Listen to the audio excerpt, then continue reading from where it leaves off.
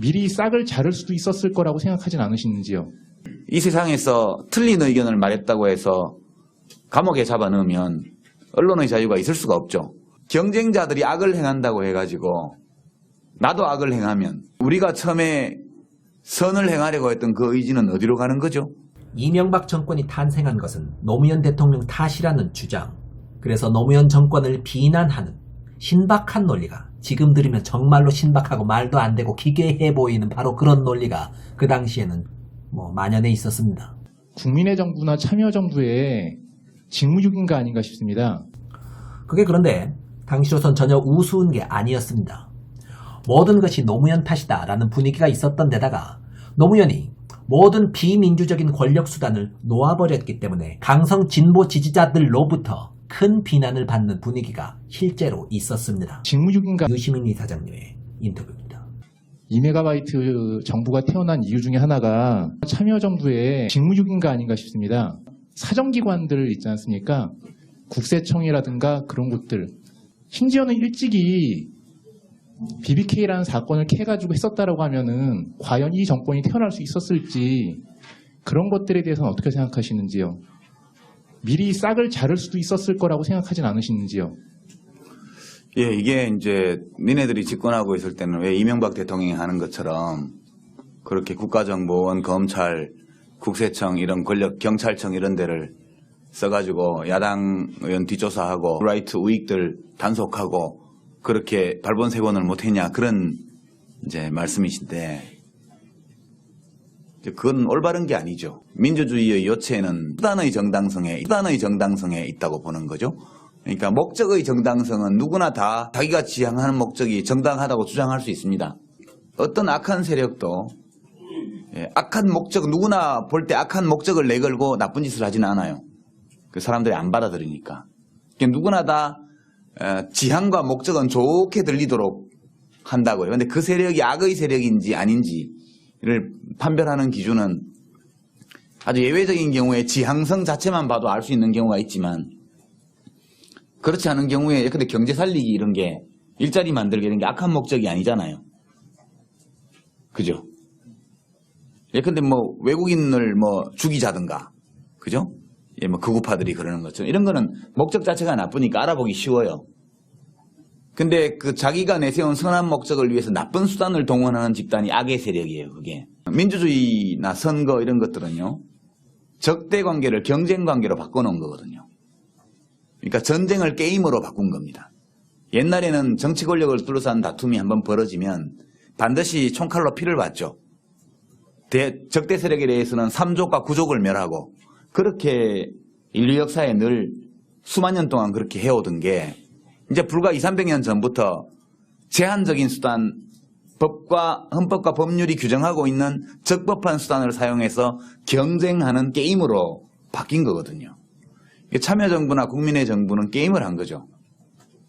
그 경쟁자들을 적으로 보지 않았습니다. 적으로 보면 말살해야 되는데, 그것이 아니고 우리들의 정치적 적대 진영도 이 민주공화국에서 시민권을 가지는 경쟁자로서 본 겁니다. 그리고 저쪽과 우리 쪽이 하는 이 경쟁이라는 것은 무한 반복되는 정치 게임으로 본 거죠. 그러니까 그것은 저는 권력 잡은 사람으로서는 당연히 그렇게 해야 된다고 생각을 하는 거죠. 만약 이명박 정부가 이제 계속 집권 기간 내내 이런 식으로 불법적인 수단을 써서 불법적인 수단까지 동원해서 정치적 적대 세력을 박해하거나 발본색원하려 하거나 이렇게 할 때 또 정권 교체가 되면 어떡할 거냐. 그럼 기분 같아서는 그대로 돌려주고 싶겠죠. 전임 정권에 대한 정치 보복도 하고 탁탁 털어서 조사해서 먼지라도 한 톨 나면 다 구속시키고 이렇게 하고 싶은 마음이 있겠죠. 그러나 계속 그렇게 한다면 이런 나쁜 일들이 끝이 없이 가는 거죠. 경쟁자들이 악을 행한다고 해가지고 나도 악을 행하면, 그러면 우리가 처음에 선을 행하려고 했던 그 의지는 어디로 가는 거죠? 그 무한 악순환에 빠지는 것이거든요. 그래서 저는 국민의 정부와 참여정부 때 대통령이 완벽하게 그렇게 했던 것은 아니지만, 그래도 헌법과 법률이 규정한 권한 범위 안에서 적법한 수단을 써서 자기의 정치적 이상을 달성하려고 노력했던 거, 이런 것들은 대한민국의 현재와 미래를 볼 때 매우 다행스러운 일이었고 좋은 일이었다. 예. 다음에 혹시 야당이 다시 정권 탈환을 하더라도 지금 이명박 정부가 하는 것처럼 이렇게 국가기관, 헌법기관들을 장악해서 사유화하고 그렇게 해서 헌법과 법률의 취지에 어긋나게 권력을 운용하고 이런 행태를 보여서는 안 될 것이다. 저는 그렇게 생각합니다. 악에 악으로 대항하는 것은 좋은 것이 아니죠. 그렇게 생각합니다. 그렇게 말씀하시는 기분은 저도 이해를 하겠는데 그렇게 할 수는 없는 일이다. 그렇게 보죠. 만족하십니까? 답변을? 뻔히 알고 있는 얘기인데 사실은 근데 왜 질문하셨어요? 제가 사실 더 드리고 싶었던 얘기는 왜 그렇게 많이 놨었냐라는 부분입니다. 절반 정도만 놔도 우리나라 사람들이 느끼기에는 행복하다라고 느꼈을 텐데 너무 많이 놔서 그러진 않았나 싶은 생각입니다. 그때 다 놔버렸기 때문에 지금 이명박 대통령이 다시 장악한 것이 눈에 보이잖아요. 그때 다 놨기 때문에 지금 다시 장악하고 있는 것이 눈에 보이지 않습니까? 그리고 다시 장악하려니까 힘이 들죠. 반점만 놨더라면 다 쥐는 게 쉬웠을 텐데 다 놔버렸기 때문에 지금 반 잡는 것도 굉장히 힘들죠. 그러니까 아마 이명박 대통령이나 그 대통령을 보좌하고 있는 분들 중에는 이런 얘기 할지 몰라요.